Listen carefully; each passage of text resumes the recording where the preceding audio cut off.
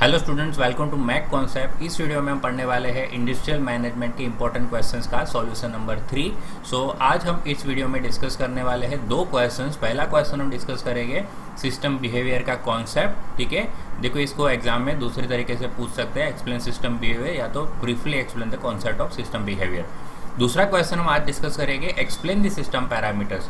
हमने इसके आगे वीडियो मतलब सेकंड सॉल्यूशन में हमने देखा था सिस्टम के पैरामीटर्स की लिस्ट डाउन की थी। ठीक है, तो सिस्टम पैरामीटर की लिस्ट डाउन की थी। अब इस वीडियो में हम उस पैरामीटर्स को एक्सप्लेन भी करेंगे। ठीक है, यानी मैं इस वीडियो में आपको पूरा सारे पैरामीटर्स को एक्सप्लेन करूंगा। जैसे कि कौन से पैरामीटर्स का एक्सप्लेन करने वाला हूँ, input, output, process, boundary, feedback, ये सबको अलग से एक्सप्लेन करूंगा क्योंकि एग्जाम में अगर कोई अलग से कोई चीज़ आ जाए तो आप लिख सको। ओके, तो दो क्वेश्चन डिस्कस करने वाले, तो सिस्टम बिहेवियर और दूसरा सिस्टम के पैरामीटर्स। तो सारे पैरामीटर्स हम वन बाय वन डिस्कस करने वाले इस वीडियो में। स्टार्ट करते हैं सिस्टम बिहेवियर से।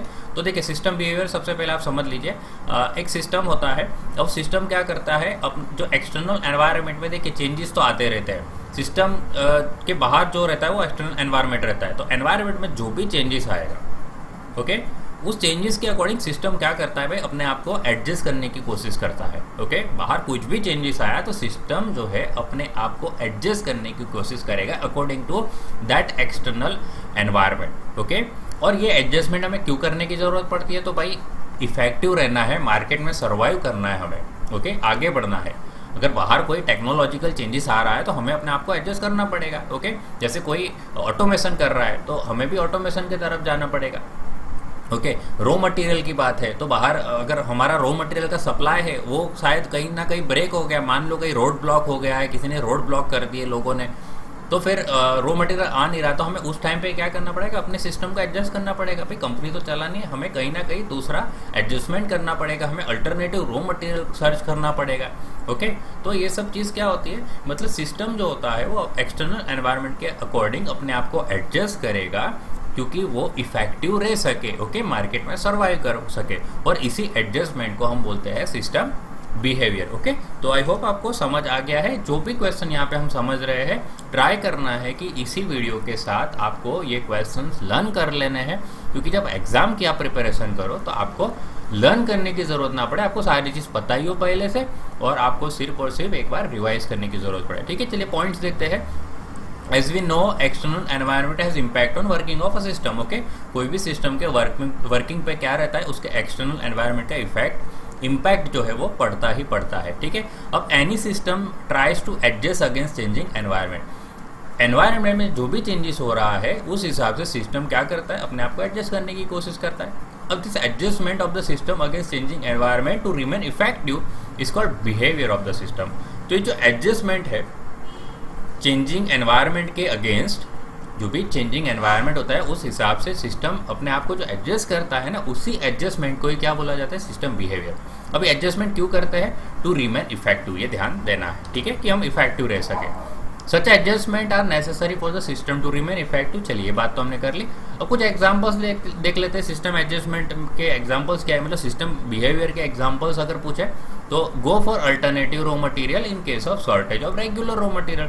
रेगुलर रॉ मटेरियल की मान लो कि शॉर्टेज हो गई, जहाँ से सप्लाई आ रहा है वो सप्लाई कहीं ना कहीं कुछ प्रॉब्लम्स आ गई, शॉर्टेज हो गया, कमी हो गई, तो हम क्या करेंगे भाई, अल्टरनेटिव रॉ मटेरियल की तरफ हमें जाना पड़ेगा। ओके, ताकि सिस्टम इफेक्टिव रह सके। Adopting newer machinery and automation to be competitive in the market. Market में कॉम्पिटिटिव रहना है, कॉम्पिटिशन में हमें आगे रहना है, तो हमें नई नई मशीनरीज की तरफ जाना पड़ेगा, ऑटोमेशन की तरफ जाना पड़ेगा। ओके, तो ये भी एक तरह से क्या है, सिस्टम एडजस्टमेंट है, और इसी को तो हम सिस्टम बिहेवियर बोलते हैं। Go for employ training as per the need of computerisation and e business requirement. तो देखिए जैसे जैसे डिजिटल हो रही है चीज़ें, तो कंप्यूटराइजेशन हो रही है सारी चीज़ें, ई बिजनेस आ रहा है, सभी देखिए जैसे अमेजोन जैसी चीज़ें, अमेजोन जैसी ऐप है वो क्या कर रही है, ऑनलाइन सेल कर रहे हैं लोग, बिंदास जो है ऑनलाइन चीज़ें खरीदते हैं।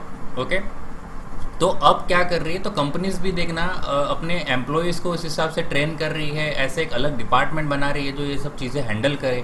ओके, तो हर एक कंपनी का आप ध्यान से देखोगे तो अपने आप का खुद की वेबसाइट रहती है, उस पर भी ऑनलाइन प्रोडक्ट अवेलेबल रहते हैं। जैसे आप अमेजोन पे कोई चीज़ बाय कर सकते हो, तो वैसे वो कंपनी की वेबसाइट पर भी जाके आप वो चीज़ बाय कर सकते हो। ठीक है, तो कंप्यूटराइजेशन का जो ये ट्रेंड चल रहा है, ई बिजनेस का जो ट्रेंड चल रहा है, तो उस हिसाब से अपने एम्प्लॉय को भी ट्रेन करना, ये भी एक तरह से सिस्टम एडजस्टमेंट है।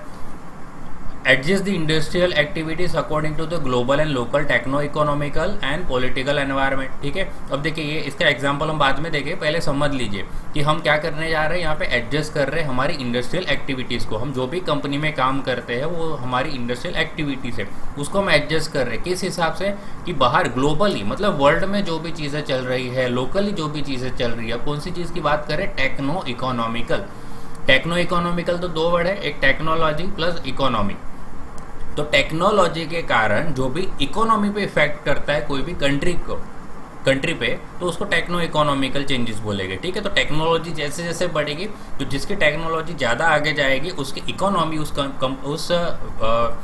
कंट्री की भी इकोनॉमी उस हिसाब से आगे बढ़ेगी। तो उसमें जो चेंजेस आ रहा है उस हिसाब से भी हमें अपनी इंडस्ट्रियल एक्टिविटीज़ में चेंजेस लाना पड़ेगा। फिर दूसरा एक पॉलिटिकल एनवायरनमेंट। ठीक है, तो जो गवर्नमेंट चेंज हो रही है, गवर्नमेंट नहीं आ रही है या पुरानी गवर्नमेंट वापस आ रही है, तो गवर्नमेंट मतलब पॉलिटिकल भी एनवायरनमेंट जैसे जैसे चेंज होता है उस हिसाब से भी हमारे इंडस्ट्रियल एक्टिविटीज़ को एडजस्ट करना पड़ेगा। जैसे कि इसका एग्जांपल क्या है कि मान लो कि गवर्नमेंट ने क्या कर दिया है, कोई नई गवर्नमेंट आ रही है, उन्होंने एक्सपोर्ट पे टैक्स बेनिफिट दे दिया हमें या सब्सिडीज़ दे दी, तो फिर हम हमारी कंपनी का एक्सपोर्ट बढ़ा सकते हैं, हम दूसरी कंट्री में एक्सपोर्ट कर सकते हैं। ठीक है, जिससे हम और हमारी कंपनी और प्रॉफिट अर्न कर सकती है। सो ये होता है सिस्टम एडजस्टमेंट या system behaviour. Modify the product as per the taste and preference of the customer. देखिए ये तो बहुत ही जनरल चीज़ है कि कस्टमर जो रहता है, कस्टमर के प्रेफरेंसेस बदलते रहते हैं, कस्टमर की चॉइस बदलती रहती है, कस्टमर के टेस्ट बदलते रहते हैं। उस हिसाब से हम हमारे प्रोडक्ट को क्या कर सकते हैं, मॉडिफाई कर सकते हैं। हम हमारे प्रोडक्ट को मॉडिफाई करते रहेंगे एज पर जैसे कस्टमर चाहते हैं वैसे, बराबर, क्योंकि कस्टमर जो है उसका टेस्ट, प्रेफरेंसेस, ये सब टाइम टू टाइम बदलते रहते हैं, ट्रेंड बदलते रहता है। ठीक है, सो फॉर एग्जांपल इसके अंदर देखिए कि प्रोडक्ट का जो पैकेजेस है उसमें इसके डिज़ाइन को चेंज कर देना, उसके कलर को चेंज कर देना, या making product available in small quantities. जो लार्ज क्वांटिटीज़ वाली चीज़ें मिल रही वो स्मॉल क्वांटिटीज़ में मिलने लग जाए। जैसे कि फॉर एग्जांपल एक कोको कोला है या थम्स अप की जो बोतल है, वो बड़ी बोतल आती है, फिर उससे भी छोटी बोतल आती है, और उससे भी छोटी 10 रुपये वाली भी आ जाती है या 11-12 रुपये की भी आ जाती है। ठीक है, तो कस्टमर क्या कर सकते हैं, उसको अफोर्ड कर सकते हैं, तो उस हिसाब से कंपनी भी क्या करे, अपने प्रोडक्ट में चेंजेस कर रहे हैं। जैसे कि शैम्पू के पाउचेस जो है, पहले तो सीधी सीधी बोतल आती थी जो सीधा हमें बहुत सारे पैसे पे करने पड़ते थे, बट अब तो 1 रुपया 2 रुपये के भी पाउचेस जो है वो अवेलेबल हो जाते हैं मार्केट में। ठीक है, सो ये सब जो होता है क्या होता है, इसी को तो बोला जाता है सिस्टम बिहेवियर। ओके, और सिस्टम बिहेव करेगा तभी तो अपनी कंपनी जो है वो आगे बढ़ेगी। चलिए, तो ये क्वेश्चन कंप्लीट हो गया। अब दूसरे क्वेश्चन की तरफ बढ़ेंगे। तो ये क्वेश्चन तो हमने पहले डिस्कस कर लिया। सिस्टम के पैरामीटर्स में क्या रहेगा, एक इनपुट रहेगा, ओके, एक आउटपुट रहेगा। इनपुट से आउटपुट करने के लिए प्रोसेसेस रहेगी, और उसके बाद एक सिस्टम बाउंड्री रहेगी, और आउटपुट को फीडबैक हम प्रोवाइड करते रहेंगे। तो ये फीडबैक, ठीक है। तो 5 सिस्टम पैरामीटर है, हम 1 बाय 1 यहाँ पे डिस्कस करने वाले। स्टार्ट करते हैं इनपुट से। तो any system works for achieving specific goal. कोई भी सिस्टम होता है या कोई भी एक कंपनी, इंडस्ट्री होती है, तो उसका मेन काम क्या है, एक स्पेसिफिक गोल अचीव करना। Okay, so the input of the system are the necessary things required to achieve the specific goal for which the system is working. तो इनपुट क्या होता है, इस केस में इनपुट का क्या रोल है। तो सिस्टम के जो इनपुट होते हैं वो ऐसी नेसेसरी थिंग्स होती है जो सिस्टम के ये जो स्पेसिफिक गोल है उसको अचीव करने के लिए चाहिए, और उसी के लिए तो सिस्टम काम कर रही है, वो स्पेसिफिक गोल को अचीव करने के लिए। और वो अचीव करने के लिए जो भी नेसेसरी चीज़ें चाहिए, जो भी नेसेसरी हमें रिक्वायरमेंट है, वो सभी रिक्वायरमेंट को हम क्या बोलते हैं, इनपुट बोलते हैं। तो इनपुट रॉ मटेरियल हो सकते हैं, इनपुट में ह्यूमंस आ सकते हैं, इनपुट में इंफॉर्मेशन आ सकती है, इनपुट में मनी आ सकता है, मशीनरी आ सकते हैं, या ये सभी चीज़ों का कॉम्बिनेशन हो सकता है। ये सभी इनपुट है, क्योंकि ये सारी चीज़ें चाहिए फॉर एग्जांपल, ताकि हम यानी हमारा सिस्टम एक स्पेसिफिक गोल को अचीव कर सके। ओके, और ये सब कितना कौन सी चीज़ें चाहिए वो डिपेंड करता है कौन सा टाइप का सिस्टम है। ओके, जैसे कि एक एग्जांपल लिया है स्टील फाउंड्री। तो स्टील फाउंड्री के एक सिस्टम है, उसके लिए इनपुट क्या क्या होगा। तो रॉ मटेरियल हो सकते हैं इनपुट। तो रॉ मटेरियल में स्टील स्क्रैप हो सकते हैं, फेरस अलॉयस हो सकते हैं, मशीनरी हो सकती है या दूसरी कोई फैसिलिटीज़ हो सकती है, जैसे फर्नेस का होना, लेडल होना, पैटर्न्स होना, मोल्ड बॉक्सेस होना, मोल्डिंग सैंड, फैटलिंग और ग्राइंडिंग मशीन्स, इलेक्ट्रिसिटी। तो ये सब चीज़ें क्या आएगी, मशीनरी और फैसिलिटी। तो ये सब भी चाहिए ताकि हम स्टील के कास्टिंग्स बना सके। ओके, तो ये सारी चीज़ें चाहिए। और भी चीज़ें हैं, तो और क्या क्या चाहिए भाई, मैन पावर चाहिए, मैन पावर में वर्कर चाहिए, अलग अलग डिपार्टमेंट के स्टाफ चाहिए, और इन्फॉर्मेशन चाहिए। अब इन्फॉर्मेशन कहाँ से आ सकती है, तो इन्फॉर्मेशन देखिए अलग अलग जगह से आ सकती है। यहाँ पे मैंने एग्जांपल लिया है कि कस्टमर के ऑर्डर होता है, वो भी एक इन्फॉर्मेशन होती है, क्योंकि आप जो कास्टिंग बनाने वाले हो, जो भी स्टील का, आप जो स्टील का कास्टिंग बनाओगे वो किस हिसाब से बनाओगे भाई, अपनी मर्जी से थोड़ी बनाओगे। वो तो कस्टमर आपको रिक्वायरमेंट देगा, कस्टमर बोलेगा भाई ऐसा रिक्वायरमेंट है, तो उस हिसाब से ही तो आप अपना कास्टिंग प्रिपेयर करोगे।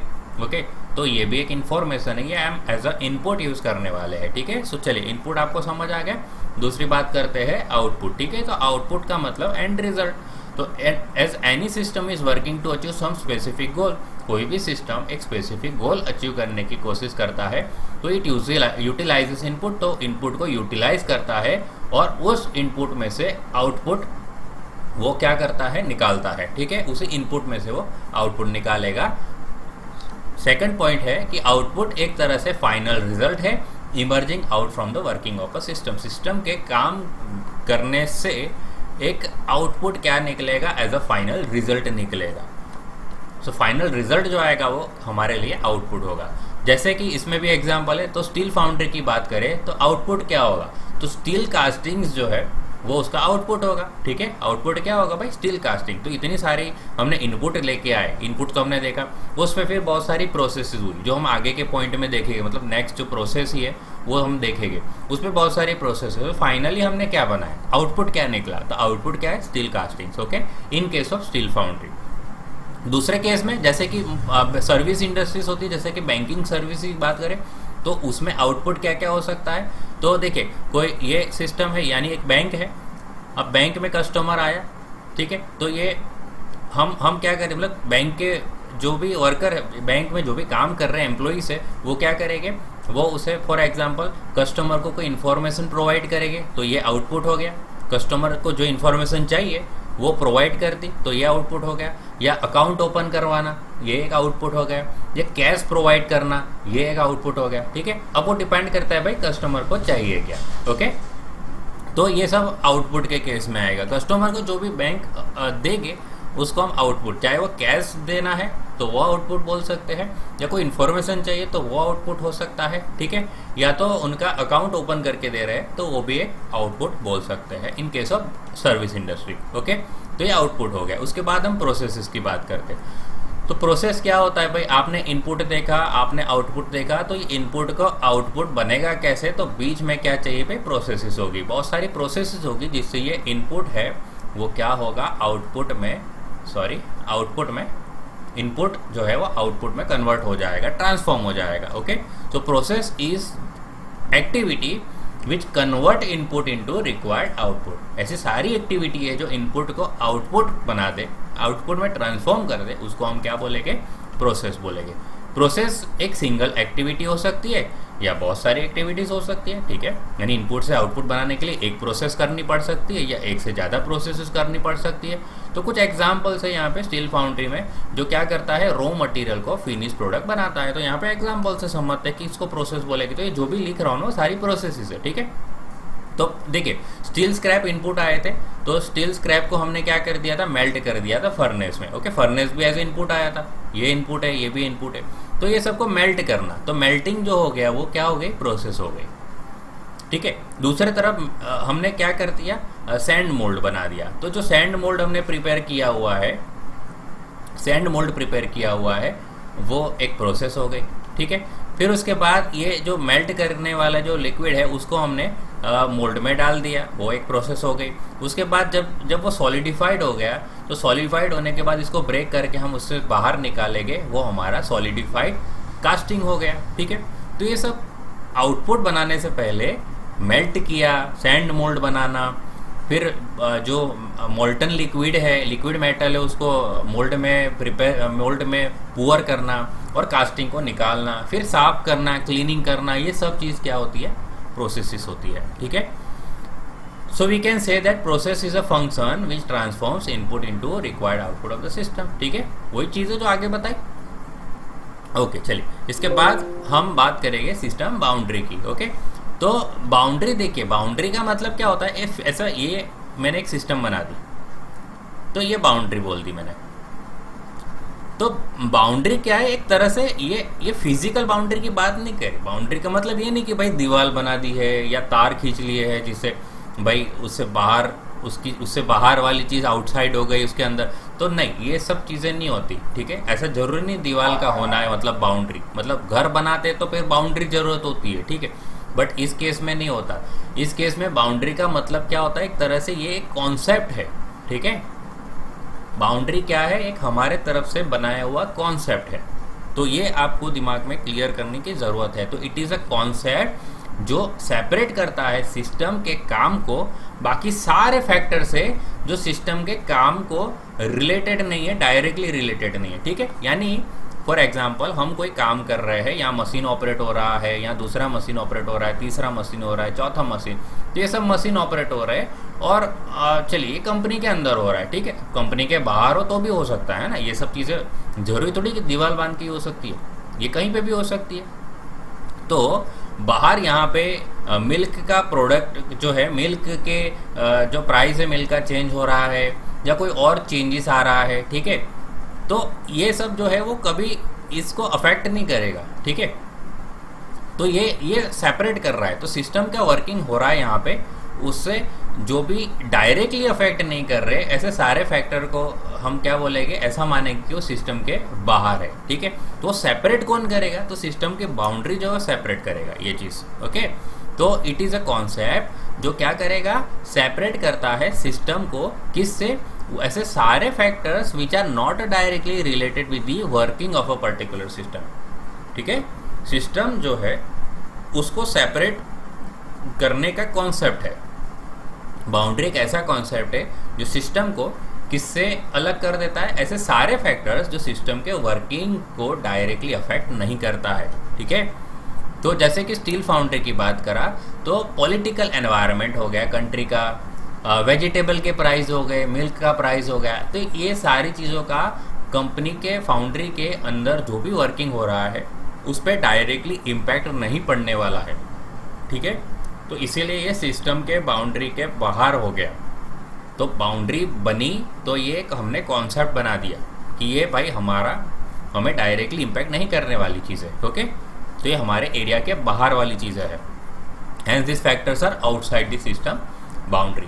Every system works within their own boundary. तो कोई भी सिस्टम जो है अपनी बाउंड्री के अंदर ही काम करेगा। ओके, वंस द बैंक, देखिए जैसे कि बैंक का भी एग्जांपल दिया है, तो once the bank provide cash to customers from their account. जैसे कस्टमर आया, उन्होंने कैश मांगा तो बैंक वालों ने कैश दे दिया, तो आउटपुट हो गया, अब बात खत्म होगी। अब उस कैश का वो कस्टमर क्या करता है, वो क्या हो गया भाई, बैंक वालों का कोई लेना देना नहीं उससे कि वो कस्टमर जो उस कैश का क्या कर रहा है, तो वो सिस्टम के यानी बैंक वालों के बाउंड्री के बाहर वाली चीज़ है। ओके, अब वो क्या करेगा, उस पर इम्पैक्ट बैंक पे नहीं पड़ने वाला। ठीक है, so once the bank provide cash to the customer from their account, its work is over. Bank का काम खत्म हो जाता है, सिस्टम बाउंड्री एंड्स हियर। यहाँ पे सिस्टम की बाउंड्री खत्म हो जाती है।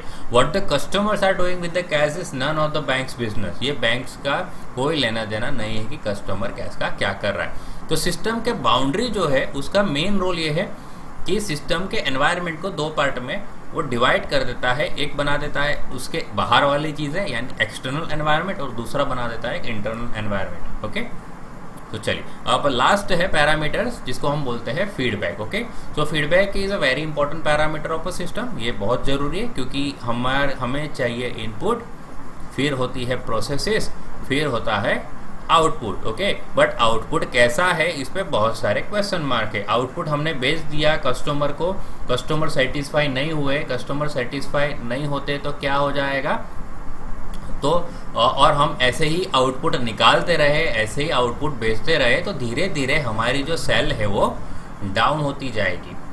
ओके, तो कस्टमर का फीडबैक हमें चाहिए। ये फीडबैक हमें प्रोसेसेस को देना पड़ेगा। हम हमारे प्रोसेस को चेंज कर सकते हैं या हम हमारे इनपुट को चेंज कर सकते हैं।